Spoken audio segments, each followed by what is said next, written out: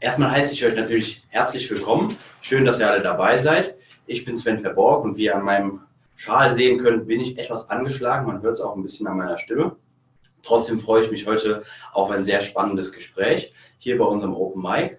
Open Mic steht als Abkürzung für den Marketing Innovation Chat, der offen ist. Das heißt, wir öffnen euch auch das Mikrofon und die Möglichkeit, Fragen zu stellen an unseren Experten. Zur Info für euch, alle Fragen, die ihr auch per Headset stellen könnt, werden aufgezeichnet. Und wir würden euch bitten, für Fragen das F&A-Feature unten zu benutzen, also das Frage- und Antwort-Feature, damit wir dann auch auf die Fragen eingehen können. Wenn ihr euch per Headset live dazuschalten möchtet, hebt bitte die Hand über die entsprechende Zoom-Funktion und wir werden dann auf eure Fragen eingehen. Wir werden heute vor allen Dingen über das sehr spannende Thema Shopping-Situationen sprechen und deren Nutzung für Online-Shops und den E-Commerce im Allgemeinen. Ich sitze heute hier mit einem ausgewiesenen Experten zu dem Thema und zum Thema Datenanalyse, Customer Experience und Analytics. Das ist Dr. Ralf Hühnermann. Wie hast du dir denn über die Jahre dieses spannende Spezialwissen angeeignet? Ja. Erzähl doch mal ein bisschen. Hallo Sven. Also erstmal hallo von mir. Schön, dass ihr alle da seid und ich freue mich, dass wir hier mit dem Open Mic ein neues Format eröffnen. Mich hat schon immer fasziniert die Schnittstelle zwischen Computern und Menschen. Das habe ich schon während meines Studiums der Elektrotechnik gemacht. Habe dann im Bereich maschinelles Lernen, Neuroinformatik promoviert, wo es so um das, was man heute Deep Learning nennt, also wo es darum geht, wie können Maschinen lernen. Habe dann weitergemacht, dass ich eine Agentur hatte, wo es um UX geht und um Design und Umsetzung von Online-Shops.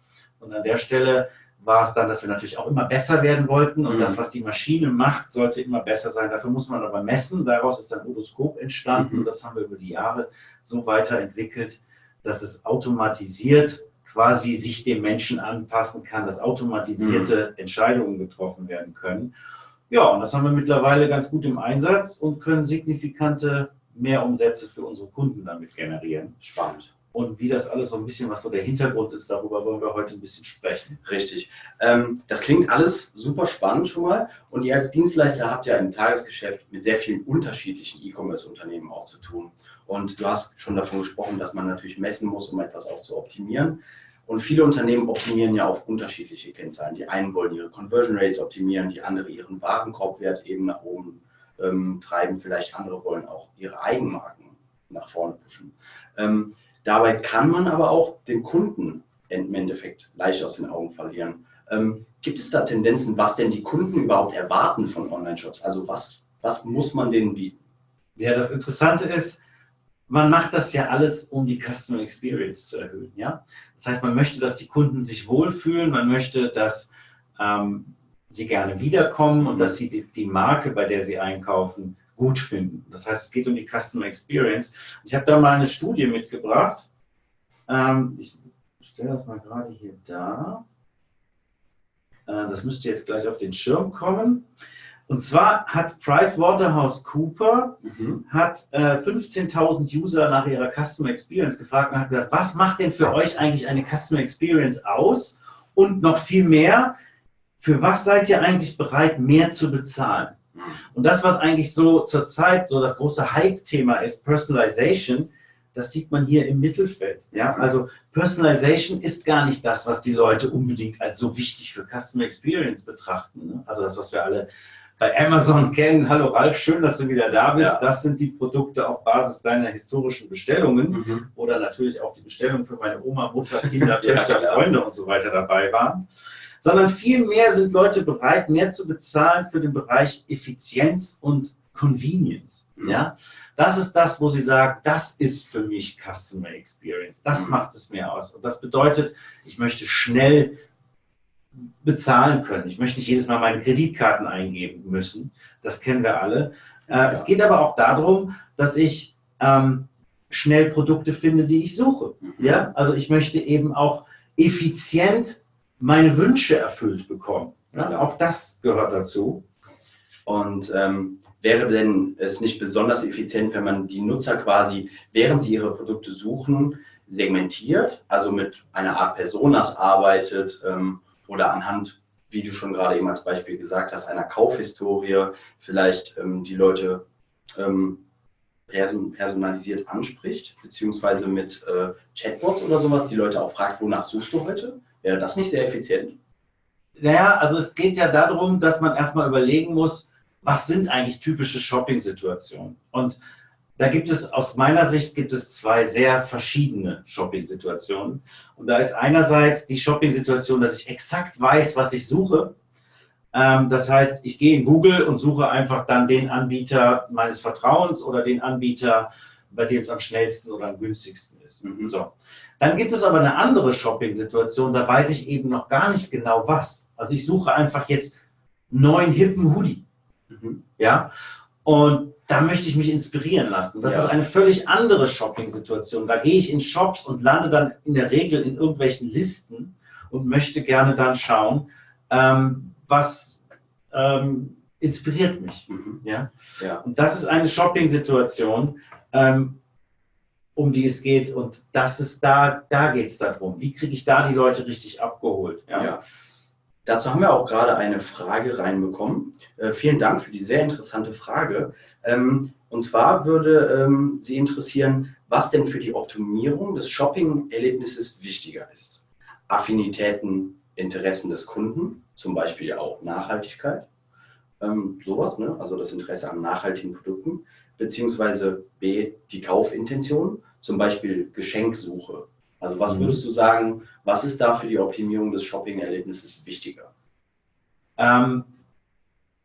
Also natürlich ist es, wenn man das weiß, ist es natürlich extrem wichtig, das zu verwenden. Ja?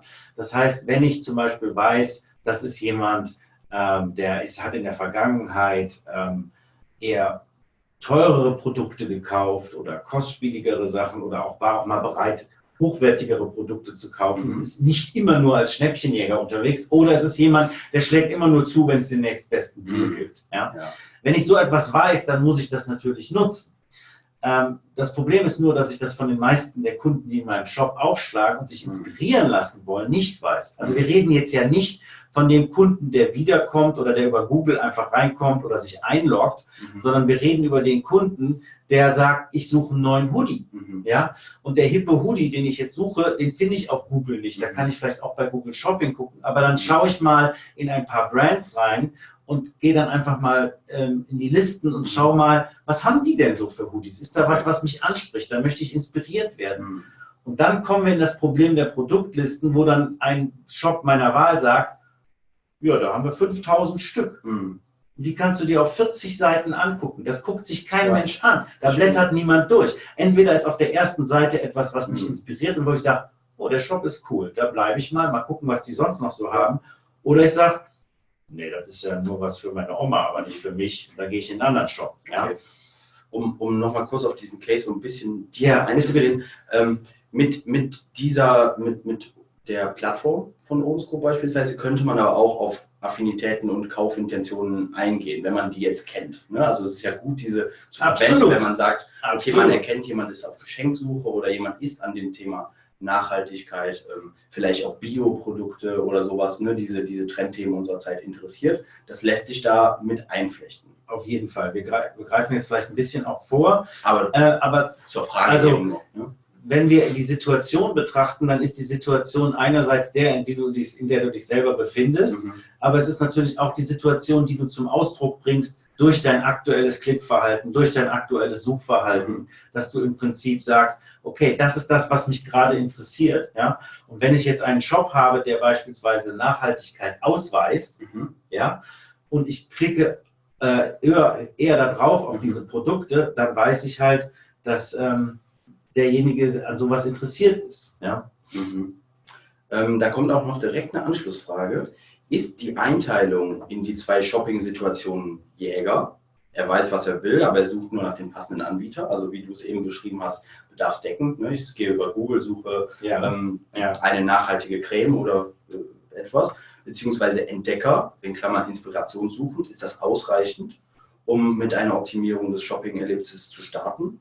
Und vor allem, macht es denn überhaupt Sinn, auch Ja. die Jäger zu optimieren, die nur nach Preis und Naja. Service vergleichen. Der Jäger, der landet in der Regel in einer Produktdetailseite, weil er weiß ja exakt, was er sucht und geht dann in die Produktdetailseite. Und da habe ich jetzt die Möglichkeit, über eine Recommendation ihm noch alternative Produkte anzubieten und sagen, ja, guck mal, du hast dich jetzt über Google für dieses Produkt entschieden, aber wir haben da auch was vielleicht dir noch viel besser passt. Ja. Auch hier kann man natürlich jetzt die Situation mit einfließen lassen und sagen, naja, ich weiß eben nicht nur Leute, die sich für das interessiert haben, haben sich auch für das interessiert, sondern ich kann sagen, Leute in einer ähnlichen Situation, wie du jetzt bist, die sich dieses Produkt angeguckt haben, haben sich auch für dieses Produkt interessiert. Das heißt, ich bin in einen Schritt weiter.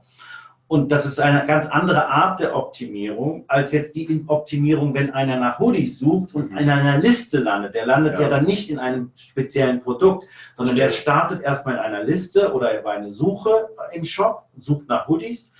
Und dort bin ich dann eben in der Listenoptimierung. Das heißt, ich bin an einer ganz anderen Stelle der Optimierung.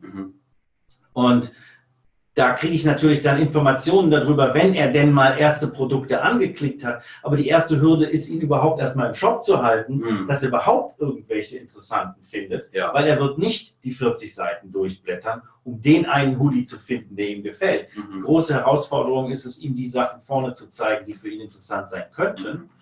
Und da geht es halt dann um Wahrscheinlichkeiten, weil ich weiß ja noch in dem Moment sehr wenig über ihn. Ja. Wenn ich ihn nicht kenne. Wenn ich ihn kenne, habe ich es natürlich viel einfacher und kann ihm schon Produkte anzeigen, wo ich sage, das ist jemand, von dem ich weiß, der ist auf Nachhaltigkeit bedacht. Deswegen zeige ich eher nachhaltige Produkte an. Ja? Aber wenn wir bei dem Thema Nachhaltigkeit sind, auch da kann ich eben an die Situation anknüpfen und kann sagen, Leute in einer solchen Situation sind häufiger an Nachhaltigkeit interessiert, als Leute, die in anderen Situationen sind. Ja. Würdest du denn, um abschließend das nochmal zu klären, würdest du denn sagen, es macht Sinn, auf Jäger zu optimieren, die auf eigentlich nur nach Preis und Service vergleichen? Oder würdest du sagen, inspirierende, inspirationssuchende Entdecker würde viel mehr Sinn machen im allgemeinen Kontext? Also ich glaube, die Optimierung für die Jäger, das haben die meisten Shops schon gemacht, indem sie eine Empfehlungsengine, eine Recommendation Engine drin haben auf den Produktdetailseiten. Das kann man nochmal weiter optimieren.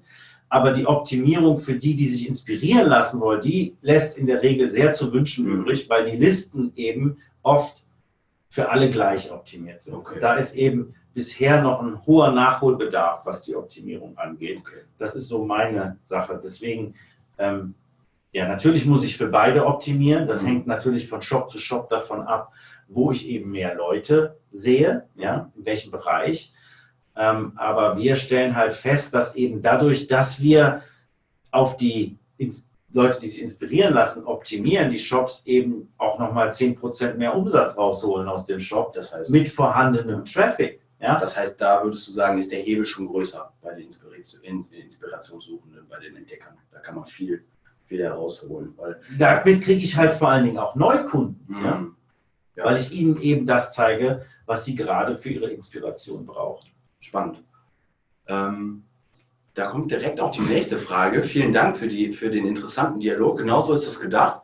Was ist denn ein erster sinnvoller Schritt, um das Shopping-Erlebnis für Inspirationssuchende zu optimieren? Finde ich, können wir jetzt auch noch mal ein bisschen tiefer einsteigen in die Inspirationssuche. Genau, also das ist ja auch ein bisschen das Thema dieses Chats heute. Und da wollen wir ein bisschen drauf einsteigen. Definitiv. Wie man das machen kann und wie kann man denn eigentlich für Leute, die man gar nicht kennt, das ist es. Die Inspirationssuche verbessern.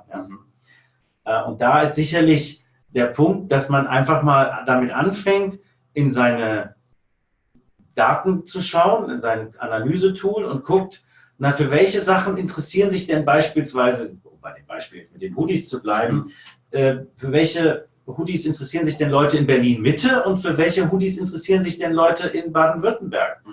Und das Ganze kann ich jetzt weiter treiben und kann sagen, guck mal, ich sehe, dass sich Leute mit einem iPad der neuesten Generation für andere Hoodies in der Regel interessieren als Leute mit einem Galaxy Tab oder mit einem Windows XP Rechner. Oder ich kann sehen, dass eben an Werktagen zu unterschiedlichen Uhrzeiten andere Dinge vermehrt gekauft werden. Und hier geht es wirklich um Wahrscheinlichkeiten, hier geht es um Big Data, hier geht es nicht um das Individuum, weil über das Individuum weiß ich nichts. Ja? Also muss ich die Daten nehmen, die ich über das Individuum habe, und das sind sehr anonyme Daten in der Regel. Und die muss ich mir greifen und muss sagen, okay, jetzt schaue ich mir mal Leute an, die in einer ähnlichen Situation waren, nämlich sonntags nachmittags mit ihrem iPad zu Hause auf der Couch, ja, oder montags morgens mit dem Smartphone auf dem Weg zur Arbeit in der Straßenbahn. Ja? Das sind unterschiedliche Shopping-Situationen, die man eben anonym auch erfassen kann und wo wir nachweisen können, dass in solchen Situationen andere Produkte gekauft werden. Und wenn man eben dann die Listen umsortiert, indem diese Produkte, die in der Situation eine höhere Kaufwahrscheinlichkeit haben, einfach weiter oben sind, dann habe ich halt den Anreiz geschaffen. Ja, das heißt, auf dieser Datenbasis kann ich dann auch für Inspirationssuchende eine bessere Shopping-Experience bieten. Ist es denn so, dass beispielsweise an einem Sonntagnachmittag mit einem Android die Leute alle dieselben Pullover dann kaufen, um bei dem Beispiel zu bleiben, die dieselben hippen Goodies kaufen? Nein, das ist es sicherlich natürlich nicht. Also natürlich kaufen nicht alle Leute mit einem Android-Device die gleichen Produkte. Okay. Aber sie kaufen halt vermehrt andere Produkte, ja, als beispielsweise Leute mit einem iPhone X. Ja? Und warum soll ich dann nicht die vermehrt gekauft werden, weiter oben anzeigen? Ja? Anstelle es allen Leuten immer gleich anzuzeigen. Ja. Das ist die Realität in den Shops da draußen. Alle Listen sind für alle Leute gleich. Egal wann sie kommen, egal wo sie sich befinden, egal mit welchem Device sie kommen. Egal, ob sie über Instagram inspiriert worden sind, über Facebook, über Google oder über Bookmark oder Newsletter. Ja? Warum macht man das? Ja? Die Daten, die jeder Shop zur Verfügung hat, erzählen eine andere Geschichte. Und warum sollte man nicht diese Geschichte nutzen? Das ist so ein bisschen das, wo wir sagen, das muss passieren. Wir müssen die anonymen Nutzer zumindest an der Stelle schon mal abholen, dass wir ihnen relevantere Produkte zeigen. Ja. Weil dann bleiben sie, dann fühlen sie sich wohl, dann sehen sie etwas, wo sie sagen, oh, das ist ja ganz interessant. Ja. Und das können wir nachweisen, dass das so ist. Super spannend. Ich kann mir sehr, sehr gut vorstellen, dass es im Modebereich, also wenn man einen hippen Hoodie sucht oder vielleicht auch das neue Sommerkleid oder Bademode für den Urlaub, sehr, sehr gut funktioniert, weil es ein sehr emotionalisiertes Umfeld ist. Also ich habe sehr emotionale Kaufentscheidungen, Impulskäufe, vielleicht Frustkäufe auch, ne, wenn mal was nicht gut läuft, dann kaufe ich mir einen neuen Hoodie oder sowas. Funktioniert es denn auch in anderen Bereichen, die weniger emotional sind? Also sagen wir mal im Baumarkt ne? Oder vielleicht bei Kfz-Zubehör, also Sachen, die wirklich sehr technisch und sehr gut vergleichbar sind? Das ist natürlich immer so der erste Einwand. Na klar, das funktioniert bei emotionalen Produkten. Da ist ein schönes Beispiel. Wir haben mit praxisdienst.de haben wir einen Dienstleister für oder einen Shop, der Arztpraxiszubehör hat. Die haben 25.000 Produkte da drin, von der Liegenabdeckung über die Kanülen, über die Spritzen, aber auch Tische und Stühle. Und selbst da funktioniert das. Ja? Also eben bei völlig unemotionalen Produkten funktioniert das. Und da muss man sich natürlich fragen, warum. Genau, das wäre jetzt meine Anschlussfrage gewesen. Wie kann das denn sein? Also ich meine, eine Kanüle ist doch jetzt nicht vergleichbar mit einer Mütze oder sowas, wo ich mich inspirieren lassen möchte, wo ich jetzt das neueste Kanülendesign oder sowas suche. Wie kann das denn sein? Ja, ich glaube, das liegt ein bisschen daran, dass es natürlich auch von den einzelnen Herstellern der Kanülen dann wieder neuere Produkte gibt. Es gibt neue Verpackungseinheiten, es gibt vielleicht auch mal Sonderangebote. Und dann ist es aber auch so, dass wenn jetzt jemand frisch reinkommt, dann macht es eben auch einen Unterschied, zu welcher Zeit der reinkommt oder vielleicht auch an welchem Ort. Zum Beispiel dieser Shop ist eben nicht nur in Deutschland, der ist auch in Polen, in Frankreich, in Niederlande. Und in diesen Ländern werden vermehrt andere Produkte gekauft, vielleicht auch, weil sie dort anders beworben werden. Und ich meine, du hast eben das Beispiel mit dem Baumarkt genannt. Mit Arztpraxisbedarf kennen wir uns in der Regel nicht so gut aus, wie beispielsweise mit dem Baumarkt. Und wenn man da mal vor der Schraubenabteilung gestanden hat, ja, zum Vergleich mit den Kanülen, wie viele verschiedene Schrauben gibt es da? Und ich glaube, dass der Handwerker, der an einem Werktag morgens da reingeht, der kauft einfach andere Schrauben als der Heimwerker, der an einem Samstagnachmittag dahin geht. Ja. Und warum soll ich die Liste dann nicht einfach umsortieren, wenn ich weiß, Samstagnachmittags Sind es eher Heimwerker? Ja, also sortiere ich die Liste um. Das wird in dem einen oder anderen Shop schon gemacht, aber da wird es manuell gemacht und nicht datengetrieben. Ja? Und wir liefern eine Lösung, mit der ich so etwas datengetrieben machen kann. Das heißt, da kann ich hingehen und kann sagen, ja, wie sieht es denn samstags nachmittags aus? Was sind denn da die Schrauben, die da am häufigsten gekauft werden? Ja. Oder für die sich die Leute interessieren. Ja, das ist total spannend. Wir kommen da gleich nochmal kurz darauf zurück. Wir haben hier wieder eine Frage, und zwar, hast du ein Beispiel für E-Commerce, welche das Shopping-Erlebnis für Inspirationssuchende bereits super umsetzt? Hast du da ein konkretes Beispiel, B2B oder auch gerne B2C als Beispiel, wer das bereits super macht? Das macht sicherlich DevShop super als Streetwear-Anbieter.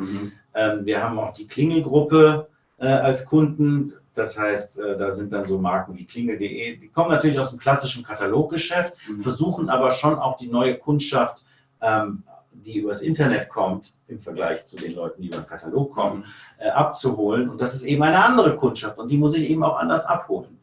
Und das sehen wir halt auch an den Daten. Da sind dann so Marken wie Alba Moda, Vans oder sowas dabei. Wir haben aber auch Tennis Point, wo es um Fashion geht im Sportbereich. Auch dort können wir herausragende Ergebnisse liefern. Gerne senden wir da auch Case Studies zu, die wir dazu veröffentlicht haben. Wir haben als Kunden Asam Beauty, in der das funktioniert, wo es dann um Beauty-Produkte geht, in die ich mich inspirieren lassen möchte. Und wir haben aber auch ganz anders noch, wo es auch um Inspiration geht, aber nicht im E-Commerce, InStyle, ja, wo es also um das geht, für was interessiere ich mich gerade, was möchte ich lesen? Und da geht es darum, dass ich den Leuten eben anmerke, jetzt aktuell interessiert sich derjenige gerade für die neuesten Hairstyling-Trends, also zeige ich vermehrt Hairstyling-Artikel an, oder er interessiert sich gerade für Celebrities, ist da gerade auf der Stimmung. Ja? Das hat ja so ein bisschen was damit zu tun. Das heißt, das kann man auch so ein bisschen übertragen. Das ist eben genau diese Inspiration. Und ja, wir haben also relativ viele Shops mittlerweile am Start und da können wir locker 10% mehr Umsatz durch diese Inspirationshilfe, möchte ich es mal nennen, liefern. Da würde ich gerne nochmal einhaken, und zwar, wir haben es schon an verschiedenen Stellen ein bisschen angeschnitten, aber ich würde gerne nochmal ein bisschen besser verstehen, auf welcher Informationsbasis geschehen dann diese Entscheidungen, also auf welcher Datenbasis sortiert quasi die Technologie Produktlisten oder auch Kategorieseiten dann um. Ja, das Wichtige ist, dass ich natürlich Daten nehme, die immer verfügbar sind, weil ich möchte das ja für 100% meiner Nutzer machen. Und was ich natürlich immer habe, ist den Wochentag und die Uhrzeit. Ja, das kann niemand verhindern. Diese Daten habe ich.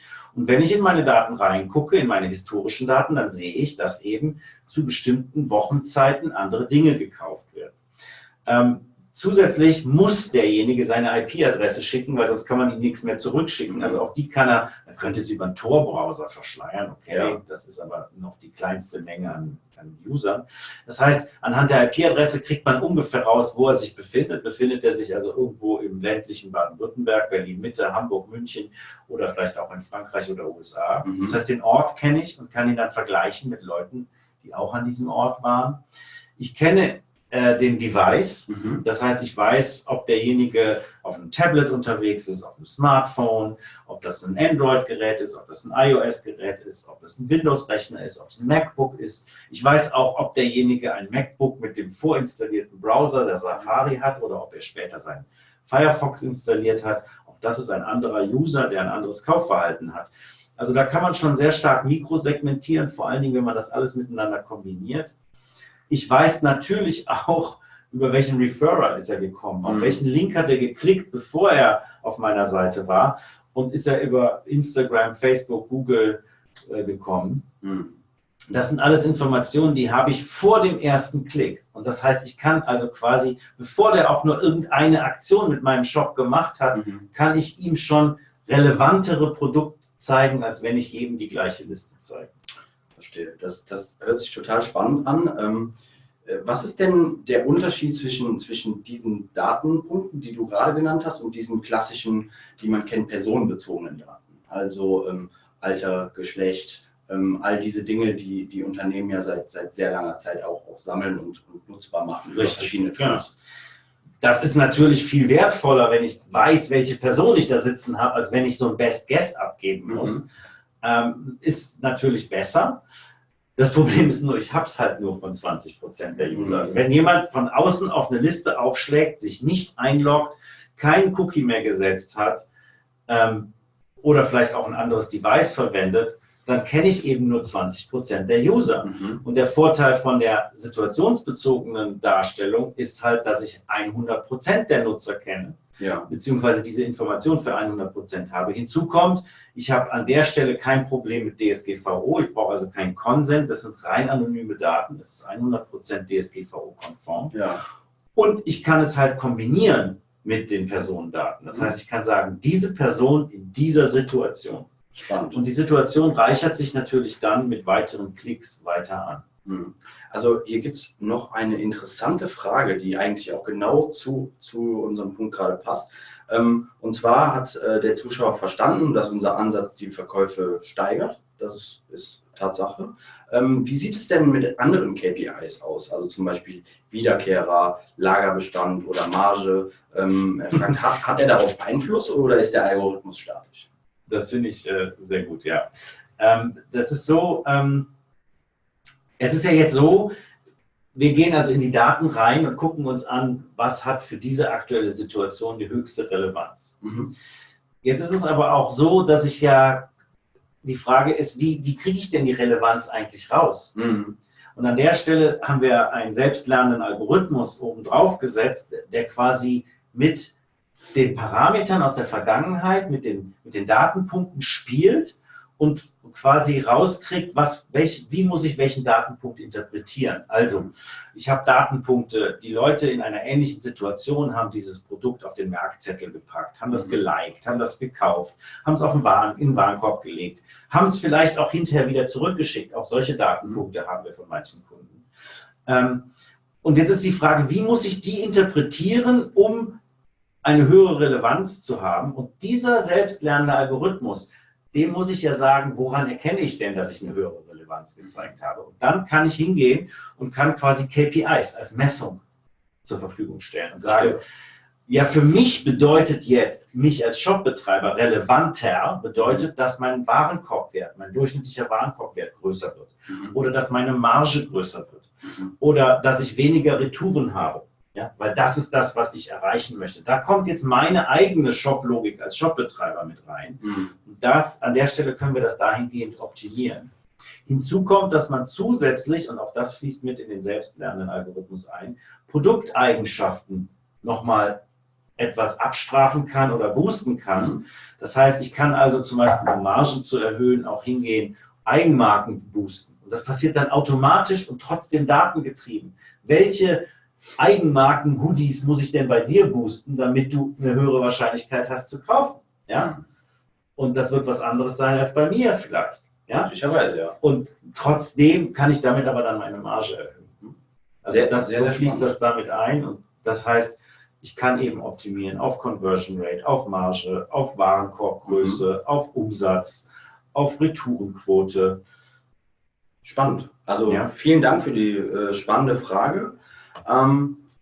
Jetzt interessiert mich aber noch mal eines. Wir haben jetzt sehr viel über diese Shopping-Situationen gesprochen und auch den Unterschied zwischen personenbezogenen Daten und eben diesen situativen Daten erklärt. Das hört sich jetzt natürlich alles super an. Jetzt frage ich mich aber, sollte ich denn jetzt als E-Commerce-Unternehmen meine Personalisierungsbemühungen komplett ad acta legen? Also wenn ich ja jetzt so eine Möglichkeit habe, auf die Situationen einzugehen, dann könnte ich mir ja eigentlich auch diese Personalisierung sparen. Obwohl ich da ja seit Jahren viel Arbeit und Muße auch rein investiert habe, diese Daten zu sammeln, zu kuratieren und so. Nein, auf gar keinen Fall. Auf gar keinen Fall. Wir bringen eine neue Dimension in die Personalisierung, indem wir die Situation mit berücksichtigen. Ja? Das heißt, es geht eben nicht mehr nur darum, der hat in der Vergangenheit das gekauft, sondern es geht darum, was kauft er jetzt in dieser aktuellen Situation? Was kauft diese Person in dieser Situation? Ja? Was kaufst du mittags an einem Werktag im Supermarkt? Bist du eher der Salattyp oder bist du eher der Sandwich-Typ? Das hat nichts damit zu tun, was du abends kaufst, ob du eher Wein oder Bier kaufst oder vielleicht Windeln. Ja? Ja. Und auch nicht, was du für einen Familieneinkauf am Wochenende machst. Ja? Das ist eine andere Situation, es ist die gleiche Person. Und diese Personalisierungsdaten, die müssen auf jeden Fall erhalten bleiben. Weil nimm als Beispiel den stationären Handel und du kommst rein und wenn du denjenigen kennst, dann ist es völlig egal, wie er aussieht. Anonym ist quasi nur, wie sieht er aus, was hat er für eine Frisur, was hat er für eine Brille, was hat er für Schuhe an, was trägt er für Klamotten und danach musst du jetzt deine erste Entscheidung treffen, so intuitiv, passt dich dem an, kannst du daneben liegen. Wenn du ihn aber kennst, die Person, dann kannst du ja viel zielgenauer und musst auf die anonymen Daten gar nicht mehr so eingehen. Ja? Verstehe. Das heißt, das Personalisieren ist gut, aber ich habe es eben nicht für alle Nutzer, die meinen Shop betreten. Und deswegen brauche ich da eine weitere Dimension, um eben mehr Leute abzuholen und vor allen Dingen auch neue Kunden an mich zu binden, weil ich ihnen zeigen kann, guck mal, ich habe was für dich, was dir gefällt. Ja, super spannend. Ich finde, das ist ein großartiges Schlusswort. Und mich würde natürlich jetzt interessieren, habt ihr abschließend noch Fragen an Ralf? Es gab ja schon sehr viele interessante Fragen. Gibt es hier abschließend noch Fragen, Anmerkungen, Wünsche?